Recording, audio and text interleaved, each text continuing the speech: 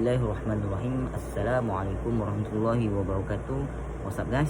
So, we're going to talk about e-sport. What is e-sport? We know about e-sport. E-sport is you all will know that e-sport. Always listen. We always listen. E-sport, e-sport, e-sport.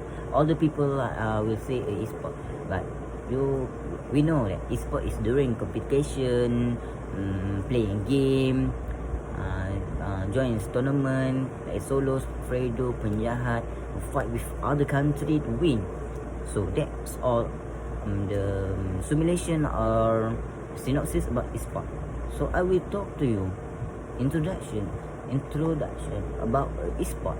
So we know what is e-sport. E-sport, also known as electronic sports, is a form sport competition using video game. E-sport often take the form of organized multiplayer video game competition, particularly between professional players, individual, all as a team. Okay? Although organized competition have long been a part of video game culture, these were largely between amateurs until the late 2000, when participants by professional gamers and spectatorship in this event, though live streaming saw a large surge in popularity.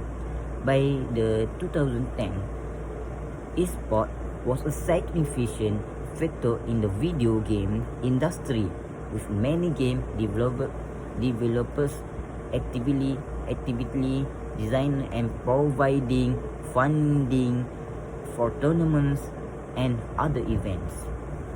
The most common video game genre associated with e-sport are multiplayer online battle arena, like Mobile Legend. Like I said in the first Mobile Legend play by solos, team Bosco, like team Bosco, team Gifam, and other team. First person shooter like FPS, PUBG, and then fighting card battle royale and real time strategy like RTS. Popular RTS games. Popular esport franchises include League of Legends, Mobile Legends, Dota, Counter-Strike, Overwatch, Street Fighter, Super Smash Bros, and StarCraft, among many others. By the late 2010, it was estimated that the total audience of esports grew to 454 million views, with revenue increasing to over US $1 billion. The increasing availability of online streaming media platforms, particularly YouTube and Twitch, have become central to the growth and promotion of esport competition. So that's an introduction about esport. That's all from me. Assalamualaikum warahmatullahi wabarakatuh. My name Muhammad Al-Najmi Inni bin Fazinur.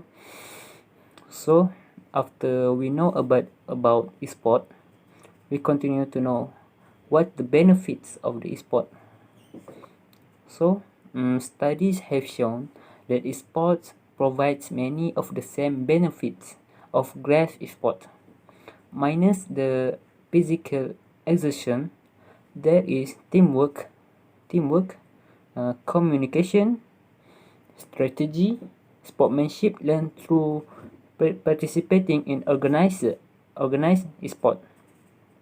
For players, the addition of a digital esports league can only help them further develop the cognitive skills we currently refine during their play on the grass. And social development. First, improve hand-eye coordination. Second, improve attention and visual acuity. Third, improve basic visual processing and executive functions.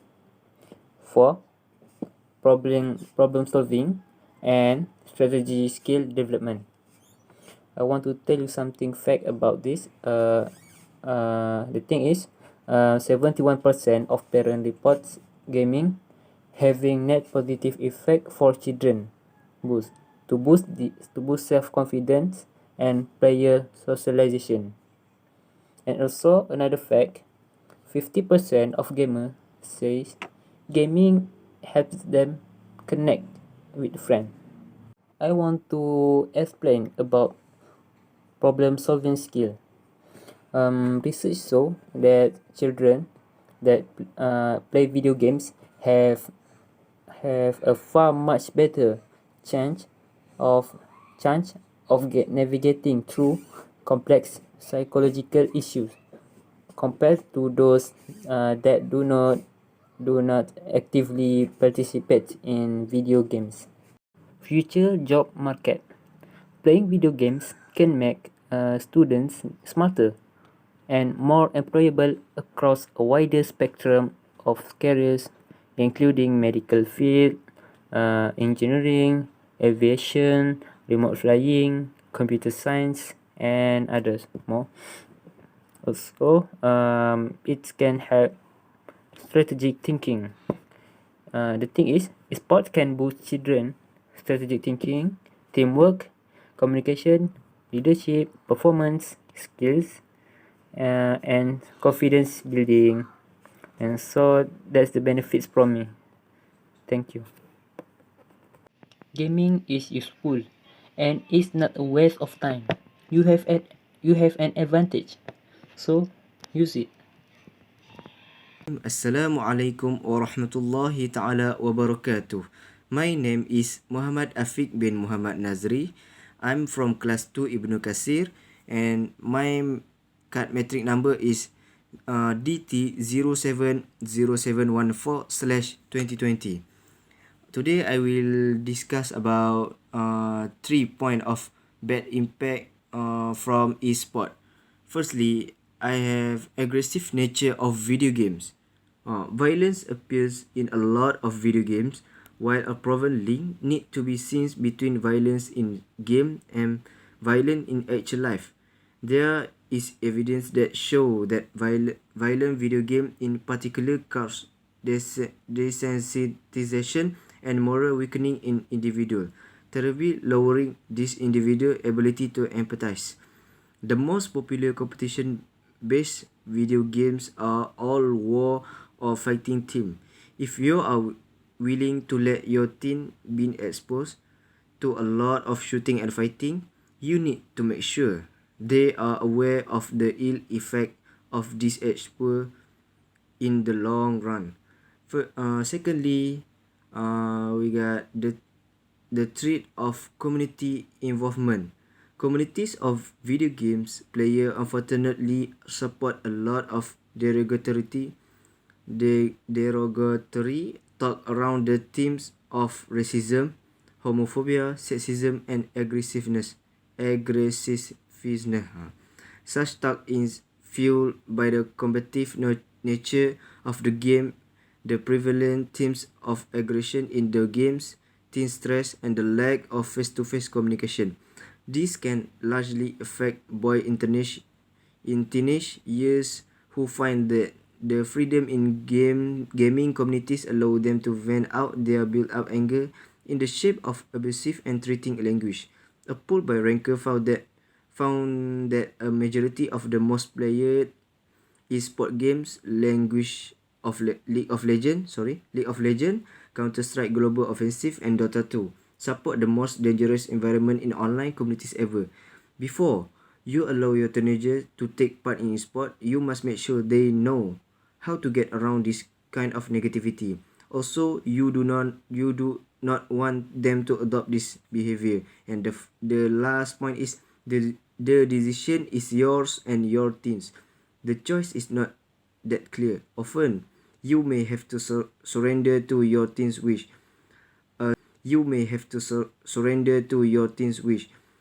A serious one-on-one discussion about the advantage and disadvantage need to be undertaken between you and your team. The decision to be an esport player is more or less like choosing a physical sport as a career. It will require the same kind of resolution, countless year of training, some trade-off, and some level of luck. One difference is pretty clear. However, esport will not physically rewarding and in fact can negatively affect the mental of your team. You will need to find a way for them to take up good daily habits to purify their mind and body against the effect of shooting opponent on a screen for long hour each day. That's all from me. Thank you and Assalamualaikum warahmatullahi ta'ala wabarakatuh. Assalamualaikum warahmatullahi wabarakatuh. My name is Muhammad Azamuddin Yaakob. My IC number is 0202-420-030387. My metric card number is DT0707102020. Okay. The conclusion of this topic is we can get that e-sport has changed and has become more than just competitive gaming. Through playing and studying others, players can communicate with each other through their thought and feelings, while also having the ability to interact with each other on a global level.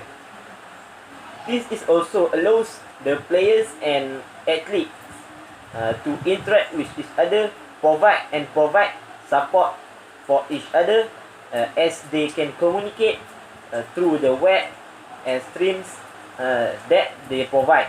Another aspect that piques my interest in sport is that everyone can become competition gamer, but not anyone can maintain their position as a top athlete without having to defend their position, as so many new terrorists and evolve and chance the flow of the games that are played.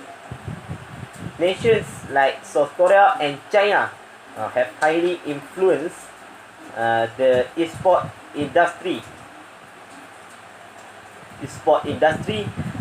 with games like StarCraft and Dota, both being games that are played worldwide but are played competitively by the former and later becoming a popular game to watch and set up tournaments for. This is not limited to foreign countries, as game like League of Legends from our home country of the United States has surprised countries from Europe, Asia, and even South America to compete a global scale even more, so that we already have years. Overall, I feel this topic needs to come to light as many seem to ignore it entirely or look down on it after many days to develop and establish itself.